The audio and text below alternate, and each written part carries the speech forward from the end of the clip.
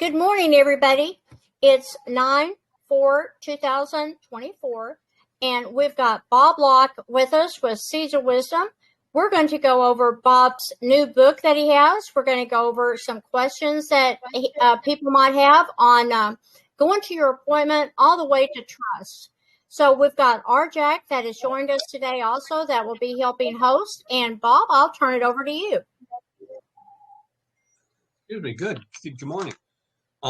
Yeah, this is just going to be kind of extemporaneous and because I didn't have a lot of time to really prepare. So, I mean, in my mind, the way I framed it with you last night, Salty, is it just seemed to make sense. So if we start talking about, because I get a lot of DMs, I get a lot of emails from people about the book and how can I get it and um, how long does it take, et cetera. And the book has been wonderfully received. I mean, I've had people from Switzerland, from Great Britain, from Australia, all over the world who have bought copies of the book. And I'm getting a lot of really, really nice, positive reviews on the book, which makes me happy. Even Switzerland.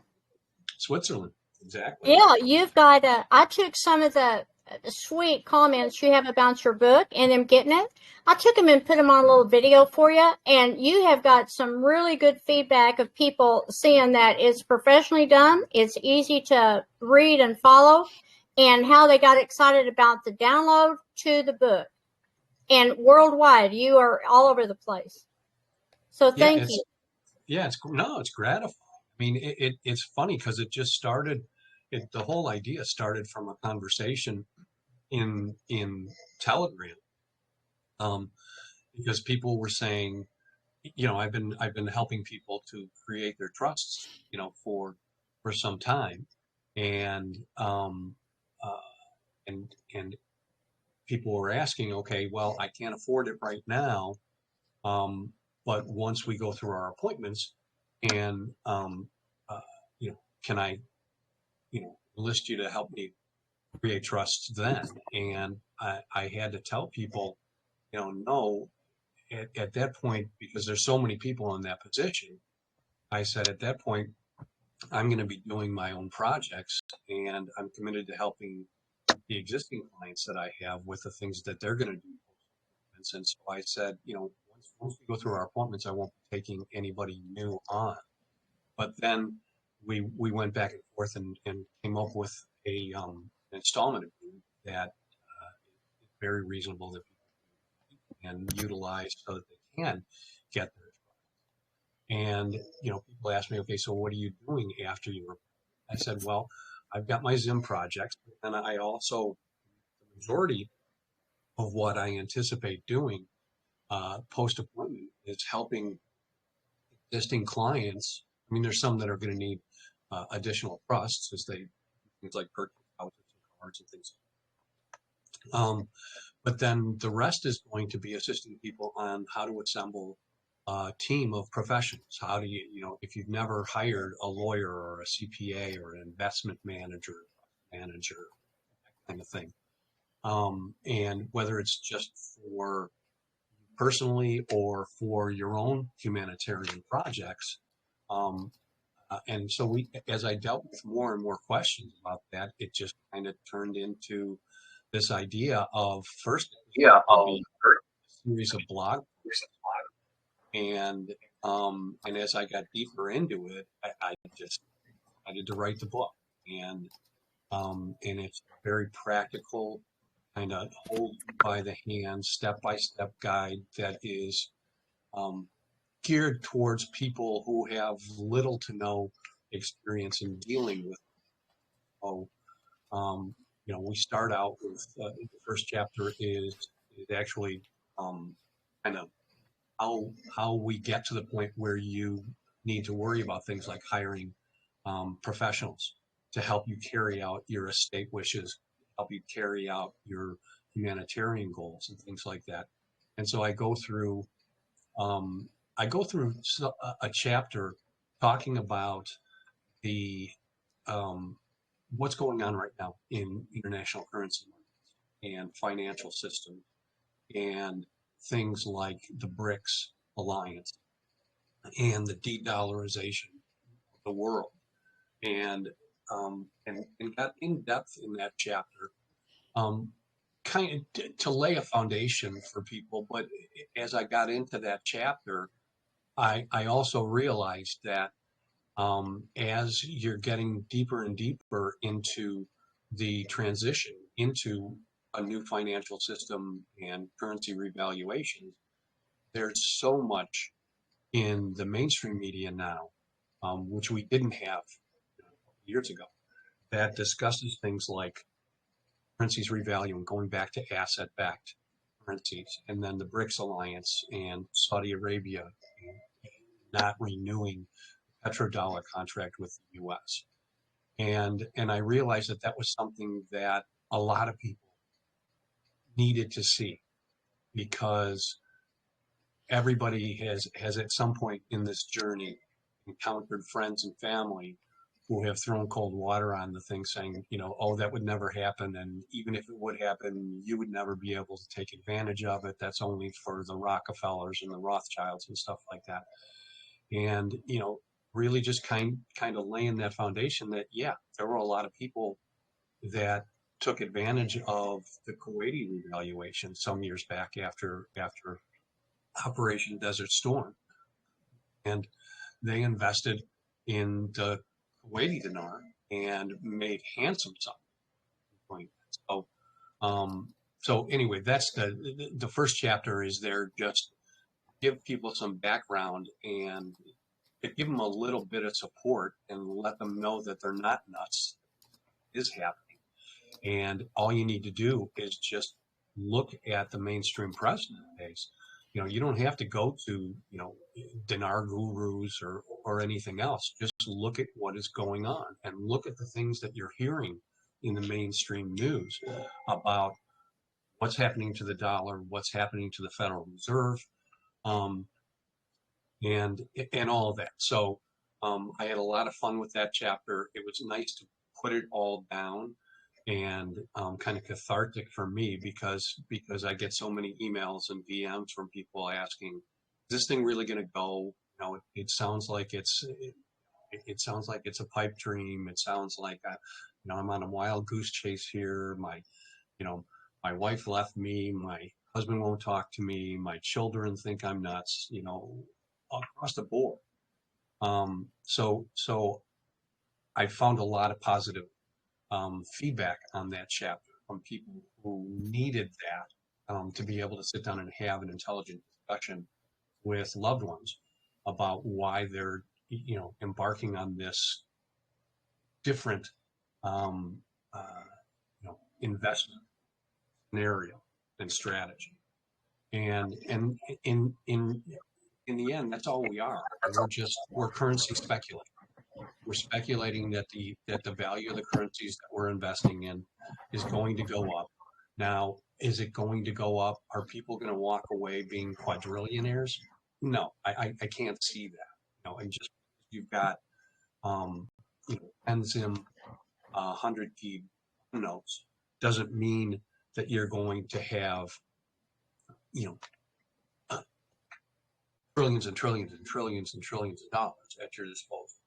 You have to remember that throughout history, bondholders have taken haircuts in different scenarios. And I can't conceive that this isn't going to be one of those. But that being said, if you've got 10, 100 bond notes, you're going to walk away with, whether you've got humanitarian project, it's going to be more liquid wealth than you could ever conceive of up until time. So anyway, that's the first chapter, and then I thinking as to how people who have never had to locate, screen, interview, hire, manage professionals for any reason.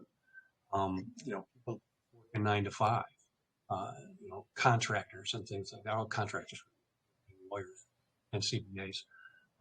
But people that just never had a need to do that. And so I focus in the next chapter on helping people to conceive of this as building a team. And the whole team, the foundation for the team, starts with whatever your goals are, whether it's just your own personal estate. You've speculated in currencies, and now you've got, you know, a bunch of wealth that you've never had before, and you want to make sure that you protect that wealth and that you grow it, and hopefully, you know, have generational wealth that you can pass down to loved ones, to friends, family, or to charitable and humanitarian causes. And it talks about how, you know, the key is thinking about it beforehand. And you don't just go out and hire. It's not like hiring, you know, you hire a lawyer, you hire a CPA, and you hire an investment manager, and they're all in their own little silos. You don't want that. You want to build a team. You want to build a team that magnifies, right? You know, all the things that you want to accomplish, and that is focused and that works together. And so, you know, how do you do that? You contemplate that in your process of screening and locating and interviewing and hiring these people. That when it comes down to management, you've got as little management that you really need to do, because you've got a team that's united in common goals, helping you achieve your goals and moving forward without a lot of friction and you know, the kind of bad team dynamics that you can see. And so we go into things like case studies and things like that discuss intelligent team building, so that when, you know, like I said, when you've got everybody together, you're not wasting a lot of time on interpersonal dynamics and you know, little interpersonal conflicts and things like that can happen in any team environment, no matter what the situation. And then really the rest of the book is just going into chapter by chapter. How do you locate? How do you screen? How do you interview and hire? And how do you manage different professionals? So starting with attorneys, certified public accountants, investment managers, paralegals, trust managers, wealth managers, all those things are going to be individual to each person that reads the book. And each chapter then goes into into all those different skill sets and poses a series of questions. First, asking the reader to identify what their goals are and why do they identify the skills that they need to hire. Not everybody's going to have to hire an attorney. Maybe you're just going to put an attorney on retainer, or maybe you're going to have enough work that it makes sense for you to hire an attorney full time on the individual situation.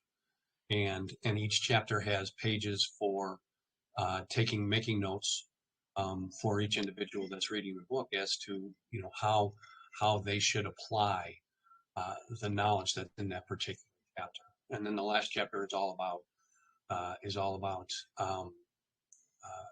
for all of our international community members. So it provides resources to find all of these different skill sets in different places in Europe and Singapore and Malaysia, the UK, Canada, Australia, New Zealand, and just to make it a little bit easier for people to be able to jump on the computer and go to an agency or a organization and, you know, kind of start your search for whatever professional skill set that you're seeking to.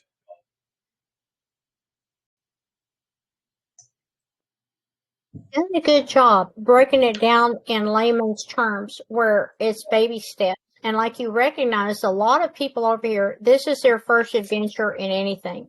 Handling money, to hiring people, to being made fun of is this even real? I hear all those things too, and then people get so depressed over it and start questioning it. it is a speculative investment, but you've laid it out where, look at the news.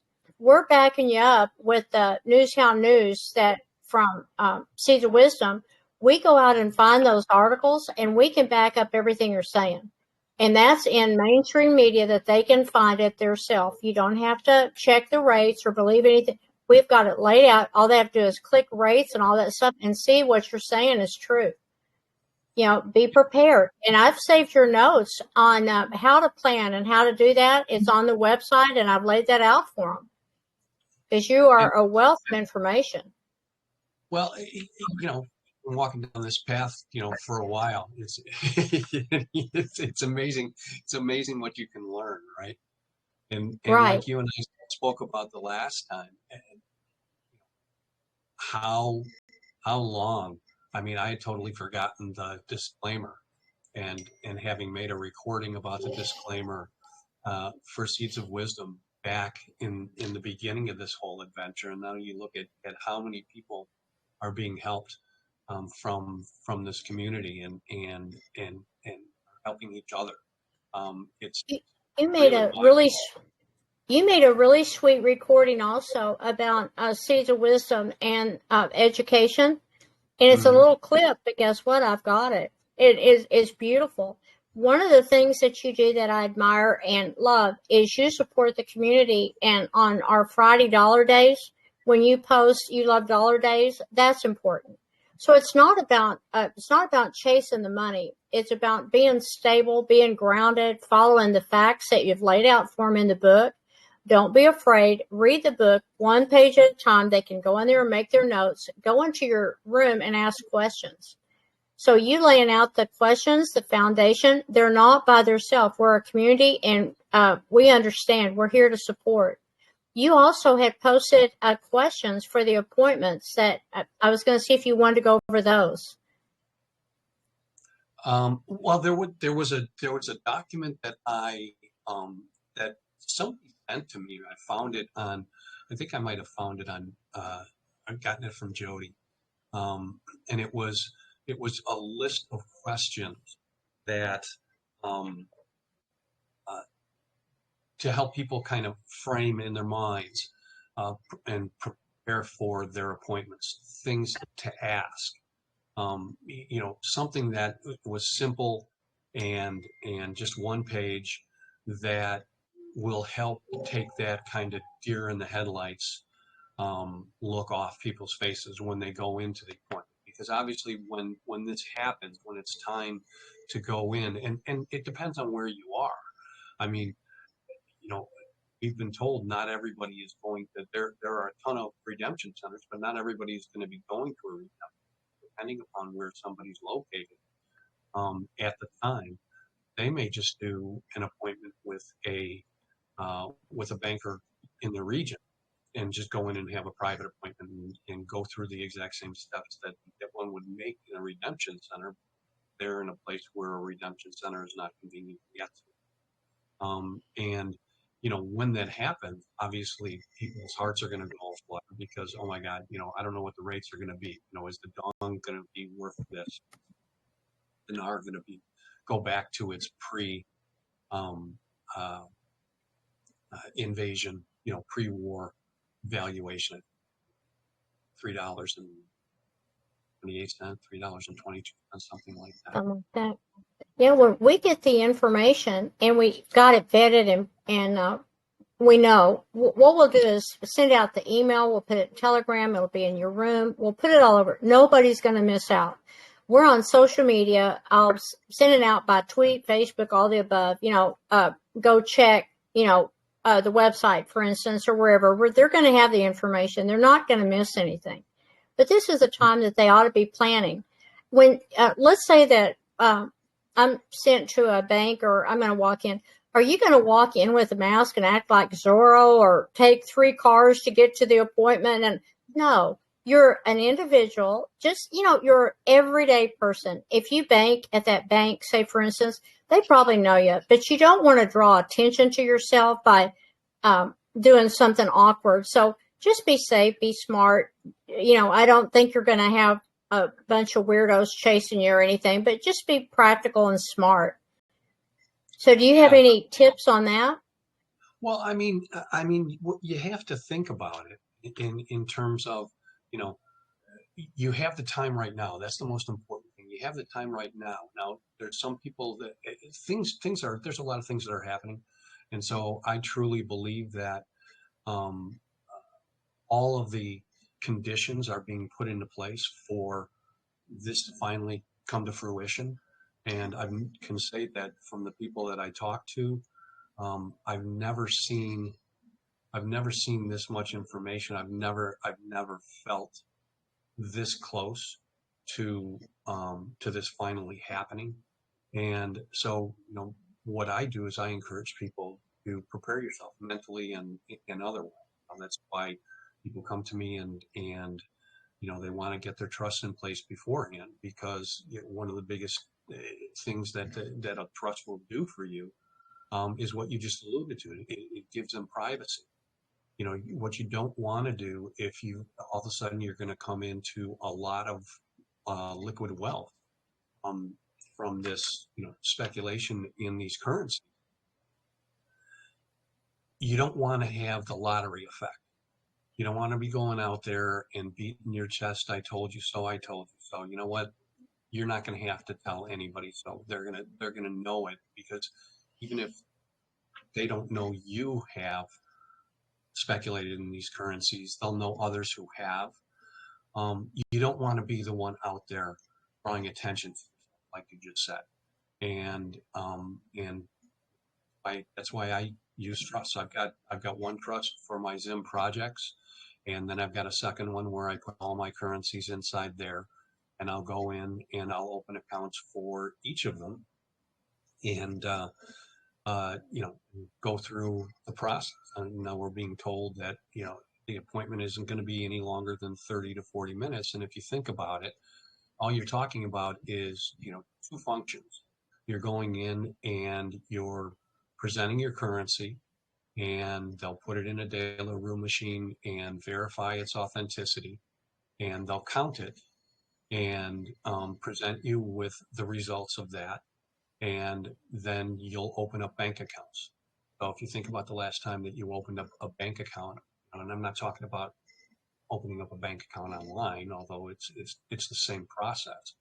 You're going to go in there and you're going to fill out a form, and they're going to go into the computer and they're going to create accounts for you as you dictate on the new financial system, and you'll deposit those funds in there, and you'll have your receipt and all the documentation and everything else, and then you're going to go about your business. And then, depending on how much you accumulate, how much you receive from these exchanges and redemptions, then you do things like make a follow-up appointment with a wealth manager, uh, sit down and start to interview, locate and interview professionals that fit the needs that you have going forward, that kind of. And it's all about asking the right questions and preparing yourself mentally for this change in your life.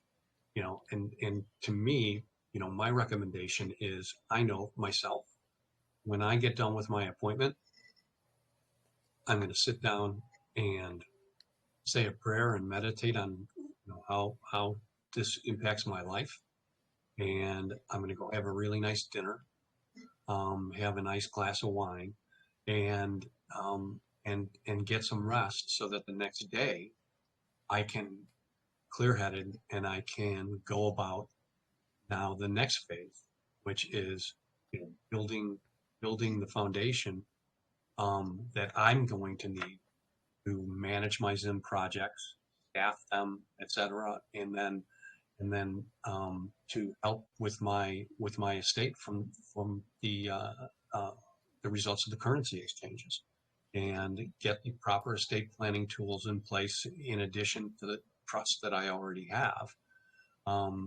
Whether that be LLCs, corporations, foundations, etc.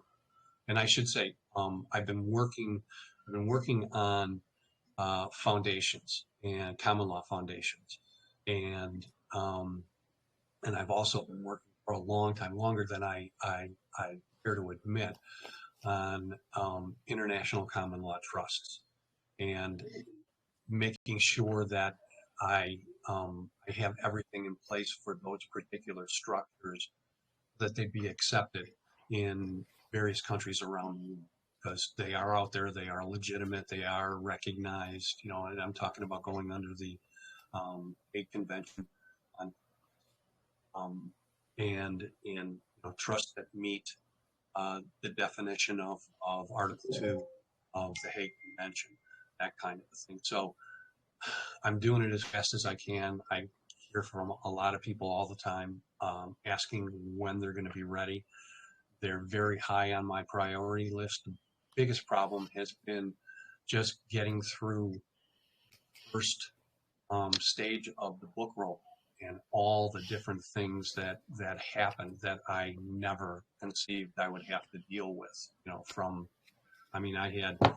I had a new website, my my e-commerce platform, which I didn't know at the time, and they all do this.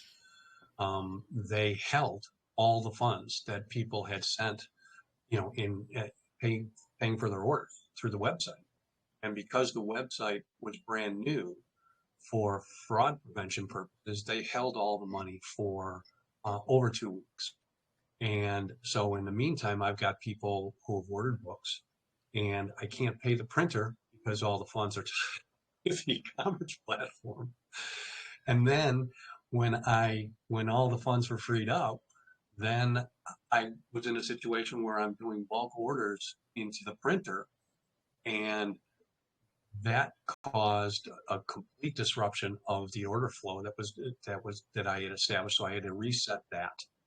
And then my bank flagged all these transactions for fraud, because they were like, wait a minute, why is all this money coming out of your account? And it's in small amounts, and the amounts aren't exactly the same, because things like tax and shipping and things like that are going to be different for different people depending upon where they live. And so then that caused another delay. And my web developer was in Bangladesh, and they're going through a revolution, and they shut down the entire internet in Bangladesh. I mean, it was like one thing after another. I was tearing my hair out thinking, why did I even think about doing that? But the good news is we're there. And the good news is, like you said, we have a tool in our toolbox that we can always go to and start our planning and stuff where you have laid it out for us. So they can take notes, they can refer back to things that you said. The most frequently asked questions I've got on a doc where they can go over there and review those. Because some of the things they ask over and over has already been answered. But you have spent a lot of time here to educate people, and it's one at a time that we educate, that we are going to be on the same mindset where we can help heal the world. And you have laid the foundation where we can do that together. As a community, we're going to stand with you and be with everybody to help. So you've done an excellent job. Oh, thank you. Well, it's a great community. I mean, I've met more just really, really good, salt of the earth people of integrity. Through, and I mean, this all started on. I don't even remember how. I don't even remember how. I don't know if I do. Don't you remember we were over there with Mark, and I think I made 3 websites for him or whatever, and he wanted a platform for the website and a chat room, but he didn't really want to be in the chat room. But he has so many topics. I mean, just a wealth of, from cars to health. So what I did is opened up Telegram with his topics, and I came and grabbed you to come over here and play. And a Sunday afternoon, we set up your room for Telegram, and it's been history ever since. Yeah, I mean, I tried to remember, how I found Mark Z, or Mark Z found me and then found you, and how this whole kind of journey began, because it's really been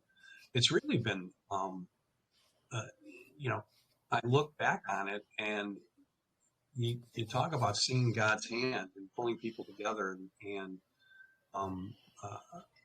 communities so true. growing. Yeah, Look at all the look at all the people that has connected through Seeds of Wisdom. Remember at the beginning, I had like 100 rooms, every state and different countries where people could connect. Why would we do that? If you live in Oklahoma and I'm in Colorado, whatever, I can connect people in my community, to my state, to my county, and go outward. That helped the people in Australia and all that connect. Then we were able to downsize and get rid of those rooms.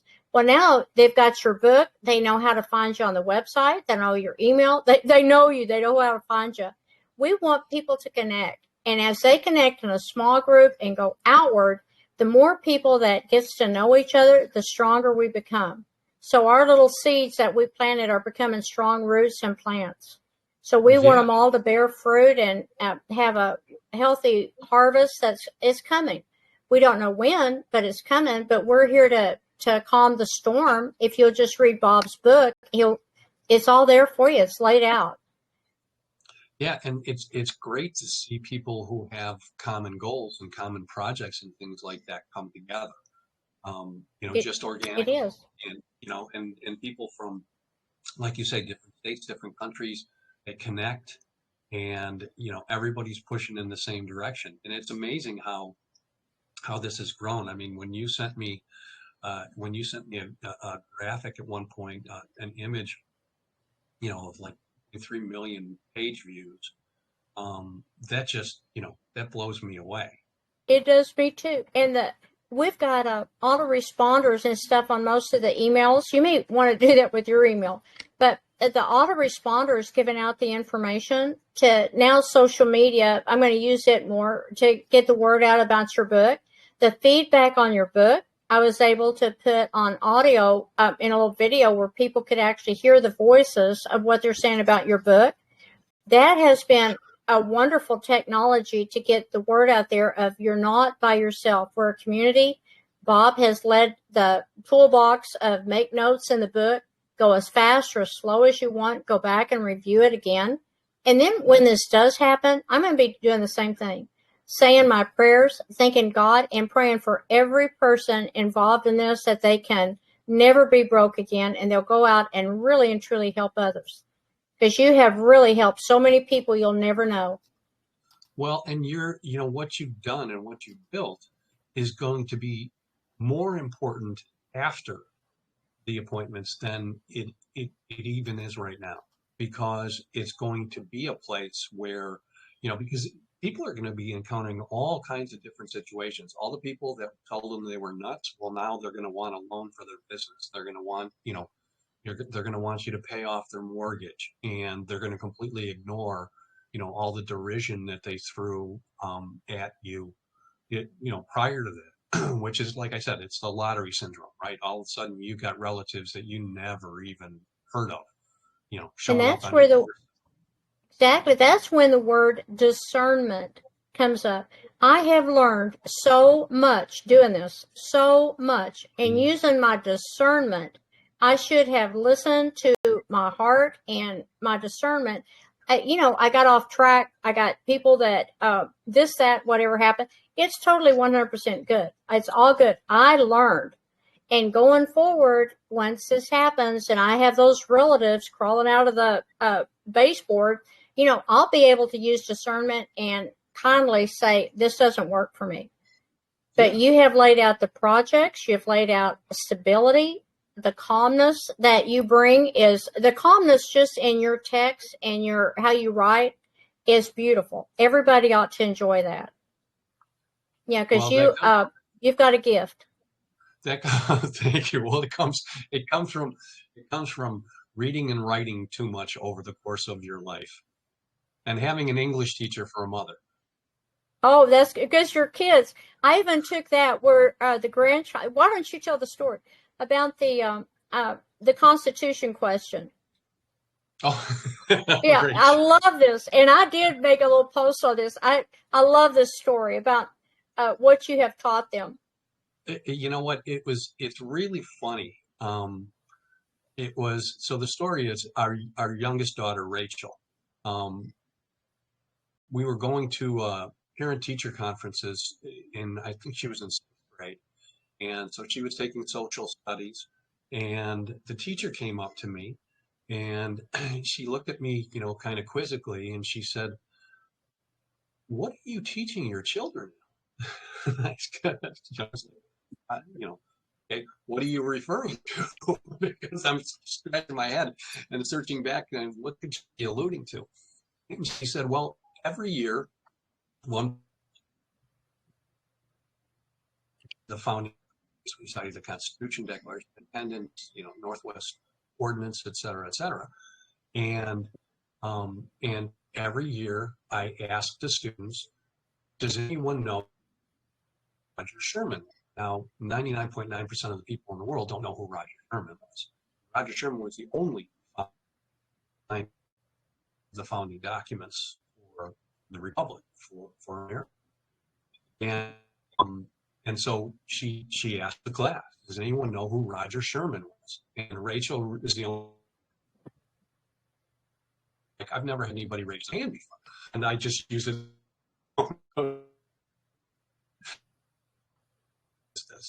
And Rachel says, was the founding, the only one that I know for the founding documents. And because it was like, the list of, I'm mispronouncing it, basically a statement of grievances was kind of shot across the bow in the prelude to Revolution, Declaration of Independence, Constitution, and the Northwest Ordinance. And the teacher just raised her eyebrows. And she said, what else do you know? And she said, well, he wrote the 17 most important words in the Constitution. I think she spit out her coffee and she was like, do you know what those words are, Rachel? And Rachel was like, yes, no state shall make anything but gold and silver coin a tender in the payment of debt. And so she comes up to me at parent teacher conferences and she's like, I've never had a student that knows stuff. And I'm thinking about it. And it's not like I sat my kids down at the table. It was like kind of dinner table conversation. We're talking about how was your day and what's going on, what are you working on.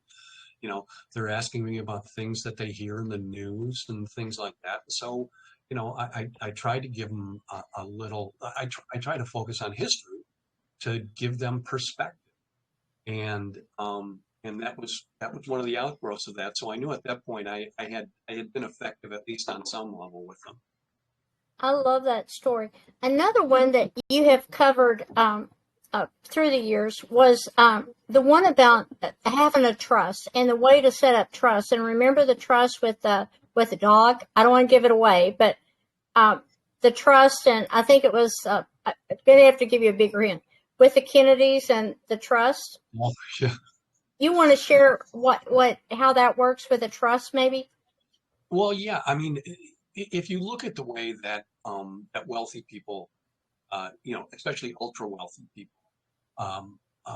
manage their wealth, and in order to have it span generations and accomplish goals that they have in whatever it may be, charitable, humanitarian, or other purpose, or just building businesses. The classic story is when Teddy Kennedy drove his car off the bridge and left Mary Jo Kopechne in the car, and she drowned. And her family sued him personally, and he didn't own anything. And the only thing that they could get was the waterlogged car, which was sitting in a trust by itself. And in the name of, was it the cat or the dog? And naturally, because of the hullabaloo that went on with the whole scandal of what he had done and been involved, obviously made the Kopechnes a very, very large payment in order to secure their silence on the matter, so that this thing didn't last in the news cycle longer than it needed to. But it's as a rule of asset purchase that I make, I put into some years ago. I it's didn't need to have a big SUV to run around to sports events and to music lessons and things like that.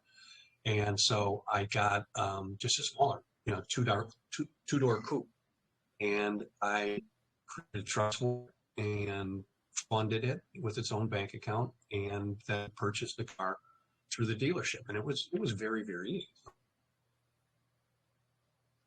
Getting a loan in a car dealership, and my purpose was the reason, and his family members did it. Limitation.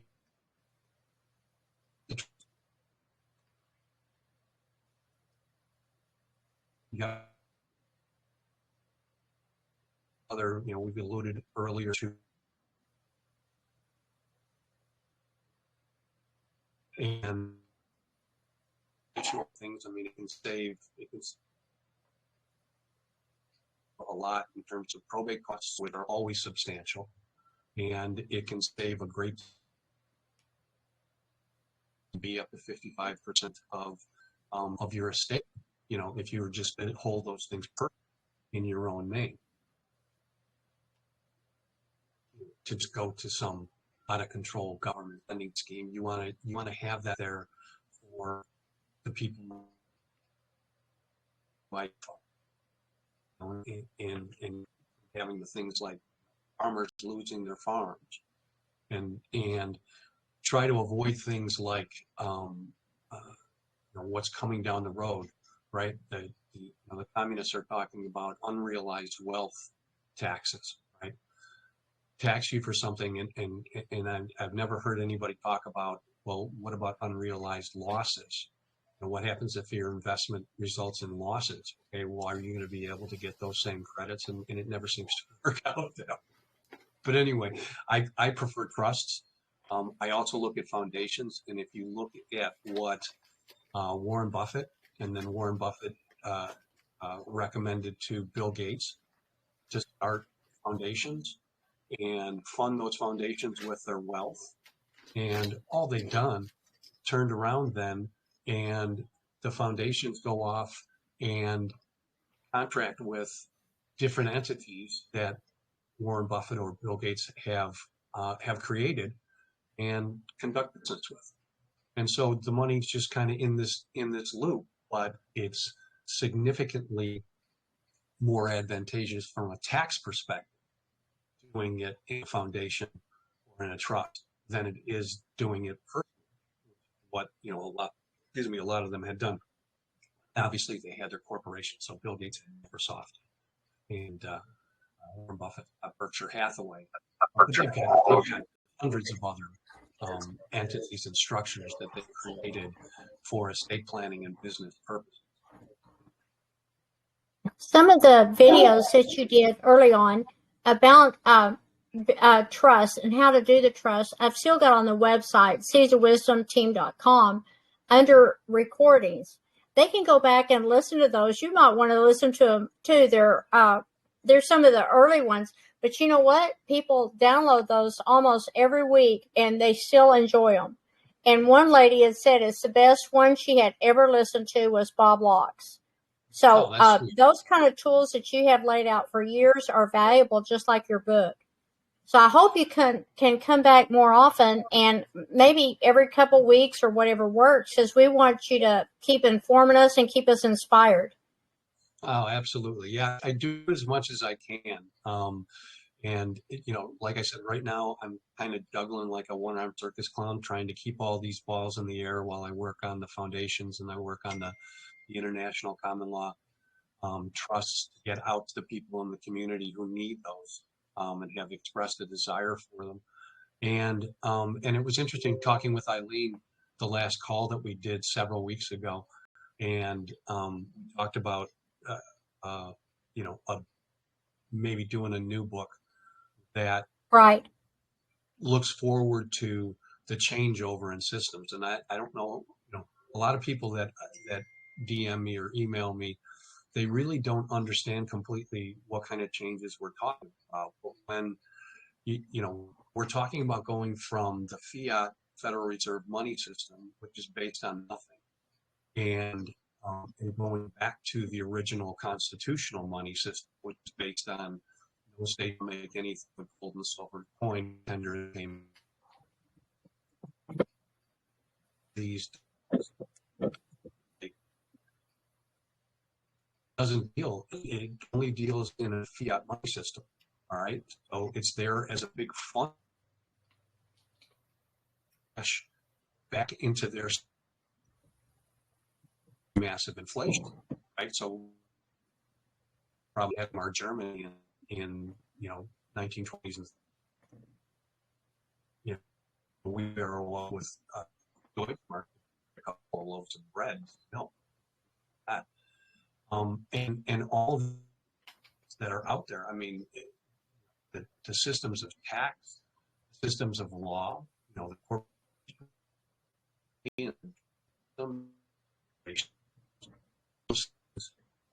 are based upon, and systems are going to fall away, and we're going to go back to the original concepts and the original systems and structures that were designed in the Constitution and the other founding documents. And so I'm looking seriously at, it's kind of or anticipatory look at what will our world look like when the IRS is no longer focused on income tax and it's focused on value-added tax, things like that. What happens to things like the Department of Commerce, the EPA, all these different things, all fall away, and those responsibilities go back to the states the way that they were intended to in the first place. So stay tuned on that. I'm just kind of sketching it out in my mind at this point. So I need to finish these other things because I've promised that I would get these things done for them in anticipation of their appointments. Then after that, I'll pick that up and have some fun with it. Well, we're looking forward to it. And you had told me earlier you had about an hour to spend with us today, and I think we've soaked up that hour. But I appreciate you, and any final words or comments you want to make, please do, because we want you back as soon as you find time. We'll be here for you. Yeah, it's always a pleasure. I really do love the interaction with the community that's kind of grown around you and what you and Arjax and Ms. Yoki and all the wonderful people at Wisdom have put together, and community. I mean, and there's always that overlap with Mark Z and all the other people that are involved in this community. I'm here until the appointment. Asking for. Well, we love it, and as soon as this call is finished, it'll be up on YouTube and all where people can replay it. And the replays has been wonderful, where people are soaking in what you have to share, and the reports, the reviews on your book has been phenomenal. So bravo, great job, and thank you for sharing with us. Well, tell you what, then we will end it for today and look forward to have Bob Lott back as soon as possible. And you have a blessed, wonderful day. And you can go to CaesarWisdom.com and find more information. And we will be posting the replay of Bob Lott's call today. Thank you. So thank you, Bob, so much. All right. Thank you a bunch. Bye-bye.